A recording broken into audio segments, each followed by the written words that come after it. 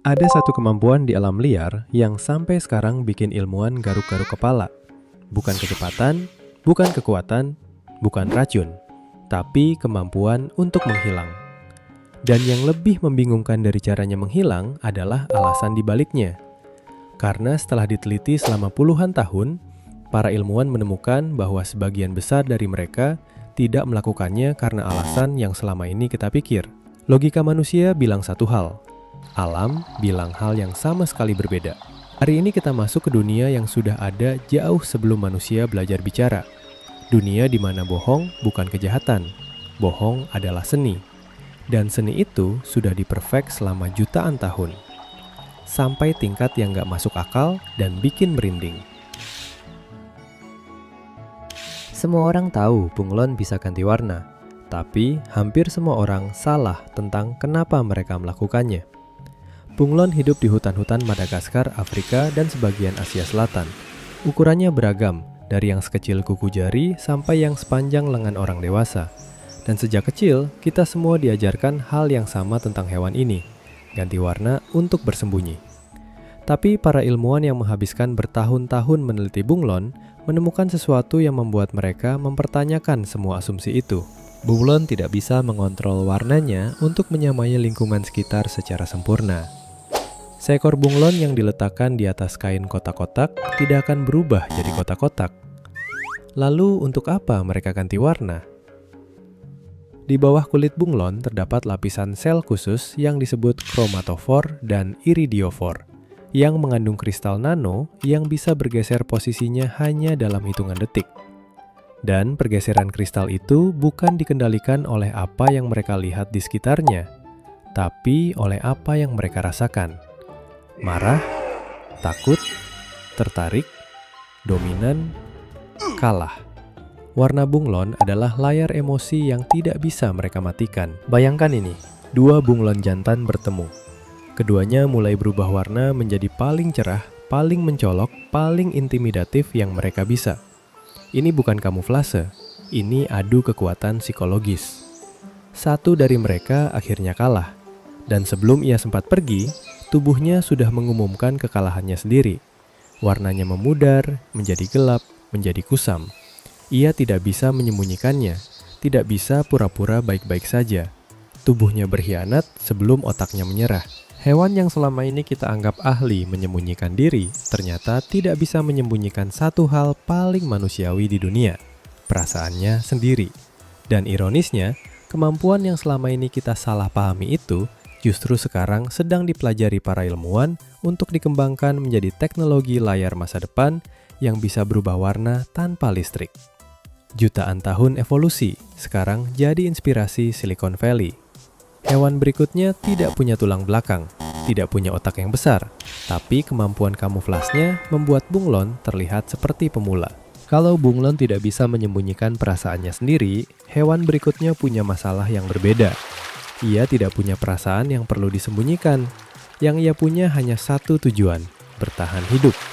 Dan untuk itu, ia rela menjadi siapapun. Mimik oktopus hidup di perairan dangkal Asia Tenggara, termasuk Indonesia, Filipina, dan Papua Nugini. Panjangnya sekitar 60 cm.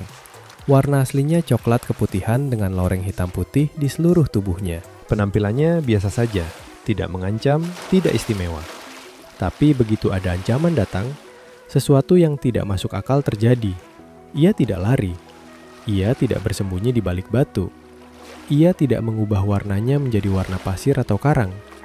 Ia berubah menjadi hewan lain, sepenuhnya. Bukan warnanya saja, bukan tekstur kulitnya saja, tapi bentuk tubuhnya, cara geraknya, bahkan cara ia berenang.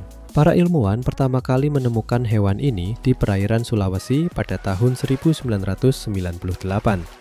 Dan ketika footage pertamanya keluar, banyak yang mengira itu rekayasa video. Karena yang mereka lihat tidak masuk akal.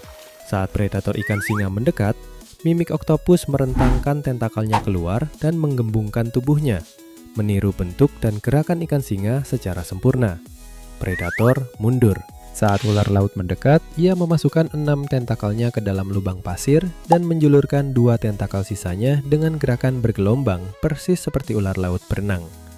predator pergi. Tapi yang paling mengejutkan ilmuwan bukan kemampuan meniruannya. Yang mengejutkan adalah ia bisa memilih hewan mana yang harus ditiru berdasarkan predator yang datang. Artinya, ia tidak hanya meniru, ia berpikir sebelum meniru. Seekor hewan tanpa tulang belakang dengan otak seukuran walnut mampu membaca situasi dan mengambil keputusan strategis dalam hitungan detik. Dan sampai hari ini, ilmuwan masih belum sepenuhnya memahami bagaimana ia melakukannya. Mimik oktopus tidak punya racun, tidak punya cakar, tidak punya kecepatan. Yang ia punya hanya kemampuan membaca situasi dan berpura-pura menjadi ancaman yang lebih besar dari dirinya sendiri. Dan ternyata itu sudah lebih dari cukup untuk bertahan jutaan tahun di lautan yang paling berbahaya di dunia.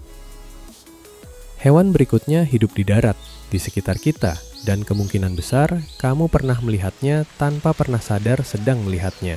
Mimik oktopus menyembunyikan identitasnya lewat acting. Tapi hewan berikutnya melakukan sesuatu yang lebih ekstrim daripada keduanya. Ia menyembunyikan keberadaannya sepenuhnya. Serangga ranting atau stick insect tersebar di hampir seluruh penjuru dunia, hutan tropis Asia Tenggara, Australia, Amerika Selatan, hingga Afrika. Dan Indonesia adalah salah satu habitat terbesarnya di dunia.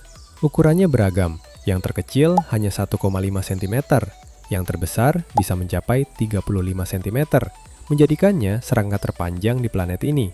Dan seluruh hidupnya dihabiskan untuk melakukan satu hal, tidak bergerak. Tubuhnya panjang, kurus, dengan tekstur kulit yang identik dengan ranting dan batang pohon. Lengkap dengan tonjolan kecil yang meniru bekas daun yang sudah rontok. Beberapa spesies bahkan punya bercak yang meniru lumut dan jamur di permukaan kulitnya. Tapi kamuflase serangga ranting bukan hanya soal penampilan. Saat angin bertiup dan ranting-ranting di sekitarnya bergoyang, tubuh serangga ini ikut bergoyang dengan ritme yang sama persis. Bukan karena tertiup angin, tapi karena ia sengaja menggerakkan tubuhnya untuk menyinkronkan diri dengan lingkungan sekitarnya. Ia tidak hanya terlihat seperti ranting, tapi ia juga berperilaku seperti ranting. Ada satu fakta tentang serangga ranting yang bahkan para peneliti butuh waktu lama untuk mempercayainya. Stick insect betina bisa bereproduksi tanpa pejantan, sebuah proses yang disebut parthenogenesis. Telurnya menetas menjadi cloning sempurna dari induknya, tapi bukan itu yang paling mengejutkan. Yang mengejutkan adalah bahwa telur serangga ranting memiliki lapisan luar yang identik dengan biji tanaman tertentu. Dan semut yang tidak menyadari perbedaannya mengumpulkan telur-telur itu dan membawanya masuk ke dalam sarang mereka. Di dalam sarang semut yang hangat dan terlindungi, telur-telur itu menetas dengan aman. Stick insect tidak hanya mengelabui predator, ia mengelabui hewan lain untuk menjaga anak-anaknya. Kamuflase bukan hanya untuk bertahan hidup, ia menggunakannya untuk memastikan generasi berikutnya lahir di tempat yang paling aman di hutan. Dan strategi itu berhasil. Serangga ranting sudah ada di bumi ini sejak 126 juta tahun yang lalu. Jauh sebelum dinosaurus punah. Jauh sebelum manusia ada. Jutaan tahun hanya dengan modal diam dan sabar. Hewan terakhir yang akan kita bahas hari ini hidup di laut.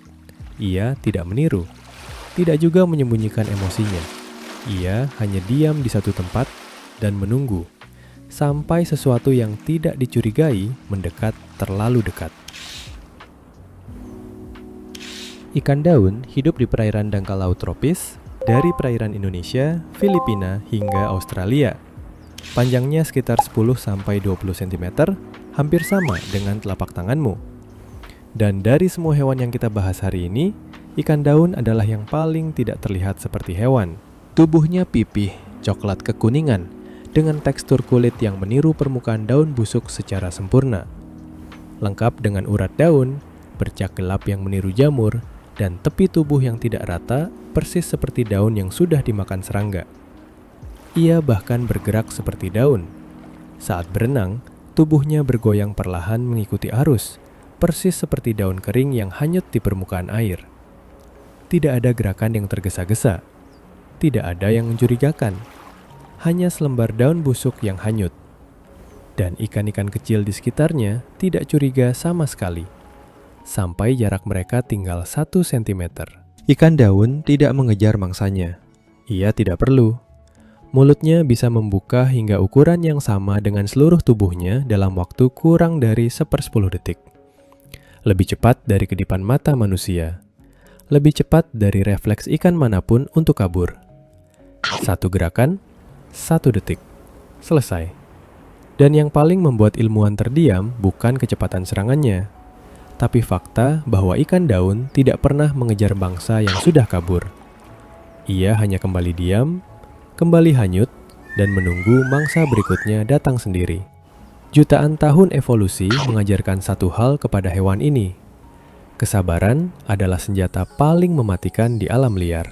4 hewan, 4 strategi yang berbeda, 4 alasan yang tidak pernah kita bayangkan sebelumnya. Sekarang pertanyaannya adalah, berapa banyak hewan lain di luar sana yang sedang melakukan hal yang sama dan kita bahkan belum tahu keberadaan mereka? Kalau kamu nonton sampai sini dan sekarang jadi paranoid melihat daun jatuh di pantai, berarti kamu harus subscribe sekarang, karena minggu depan kita bahas sesuatu yang bikin video ini terasa biasa aja.